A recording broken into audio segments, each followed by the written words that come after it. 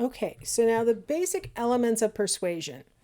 First off, would be who is saying the information, who is the communicator. So, sorry, the advancing is definitely killing me today. Okay, so first off, the issue of credibility, right? When a person is conveying a message, um, you know, what factors go into determining their credibility? One factor that goes into determining credibility is believability. So kind of this gets at the issue of whether a listener is buying what this person's selling. Is the listener thinking this person probably knows what they're talking about and I should believe that they're saying true things? Now, I've got listed under there something called the sleeper effect, because one of the factors that can contribute to believability is how often you have heard the same basic piece of information.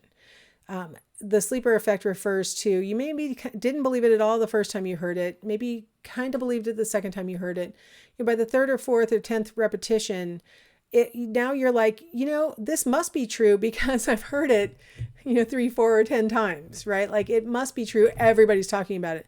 And here's the funny part about the sleeper effect. It can be the same speaker, the same communicator every single time that you've heard it.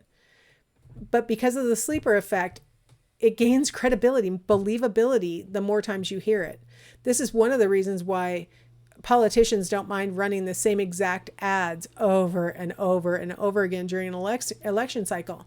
You might be thinking, man, I've heard this same stupid argument, 100 times in this month.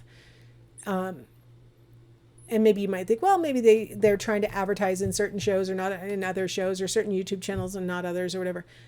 Honestly, they don't care that you as an individual are receiving that message several times, because they're aware that the more times you hear it, the more likely you are to believe it. That repetition actually makes your brain thinks, I've heard this before, probably somewhere else, probably from another source. And now we're starting to get like a quorum going where everybody's saying the same thing, even though it's the exact same ad by the exact same candidate every time. So that sleeper effect can contribute to believability, even if the message isn't really that believable, and even if the communicator is not that credible. Our perception of how much of an expert the person is can really boost their credibility. One of the best ways to be perceived as an expert is speak confidently. And so you might notice that,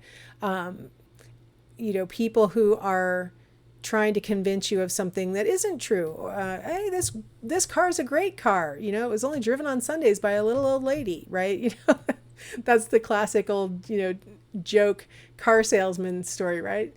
But if they speak confidently, you come to trust them, right? And a lot of times people who are not trustworthy just speak really super confidently so that their listeners will be more likely to believe what they're saying. Pick up what they're putting down, so to speak.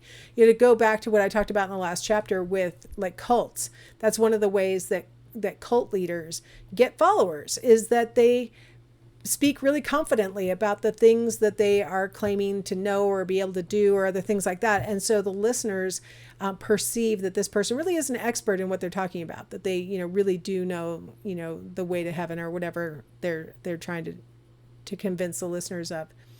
So being perceived as an expert.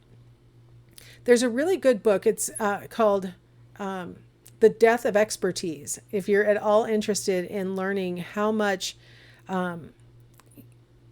expertise has really been undermined through things like easy access to information on the internet, and things like that, where everybody thinks they're an expert now. True experts who really do know what they're talking about are considered no more expert than somebody who's talking on YouTube. Oh wait, I'm talking on YouTube. I don't know what to say about that. So, but I mean, if they seem really confident, we are more likely to think that they are in fact credible. And that's kind of dangerous, because a skillful speaker can seem really confident about what they're talking about and not really know what they're talking about.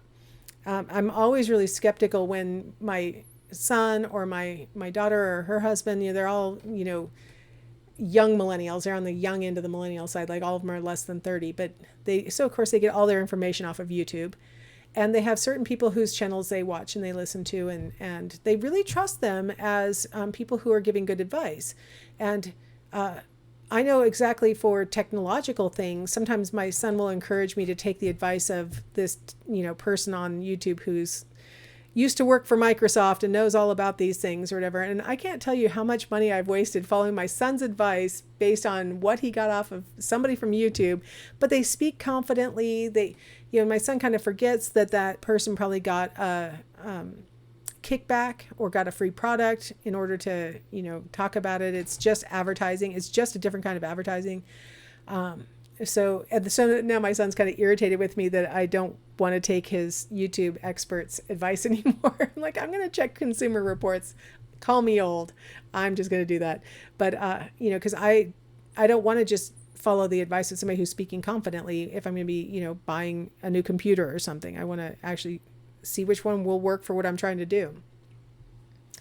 Perceived trustworthiness. That kind of gets at my not trusting my son's sources is a good example of again, I don't perceive them as trustworthy, right? As we can all see by the presence of my YouTube channel, anybody can have a YouTube channel. It's not like you have to have any specific skill set. I just would, in case you just wandered in on this lecture, I do have a PhD in cognitive psychology, the minor in social psychology. I am qualified to be talking about this. Defensiveness. Anyway, my perceived trustworthiness for these YouTube sources that my son relies on, I don't see them displaying a lot of these behaviors that would boost their trustworthiness. One of the things about doing YouTube, you're not going to sit here and stare at the webcam. I don't even turn my webcam on because I feel like it takes up less of your bandwidth to listen than it does to watch me move anyway. But I find myself looking out the window 90% of the time that I'm talking, so it wouldn't be a very interesting view. And I noticed that a lot of the people on YouTube don't really necessarily look into the camera, which would increase trustworthiness. But it's a weird thing to look in the camera. You're not really looking at a person's eyes, are you? Arguing against your own self-interest is another way that you can boost your trustworthiness, where, maybe it would be to my benefit to tell you to, attend the school where I teach, but maybe I would point out that, this other school actually has, for what you're interested in, actually a better program, right? Like I arguing against my own self-interest. That boosts trustworthiness in a speaker. I'm not here just to make money. I'm here to, benefit you. I really want you to be able to trust me. Speaking quickly is another way to boost trustworthiness because it shows that you're not having to sort of make it up as you go along, is kind of what we think when we see a person who speaks quickly. Just FYI, we have to make up every sentence on the fly. That's just how language works, unless you wrote it down, in which case you might actually speak differently because you wrote down and gave yourself a script. And I think a lot of us wouldn't trust a person as much if they're just reading a script as we would if they were speaking off the cuff and what we would perceive to be sort of really expressing their own beliefs. So don't know what that giant sound was, but didn't care for it. I think it might be that great. So now my email box is opening because I wanted to see if it was open. So apparently the answer was yes, it was. And there it goes. Okay.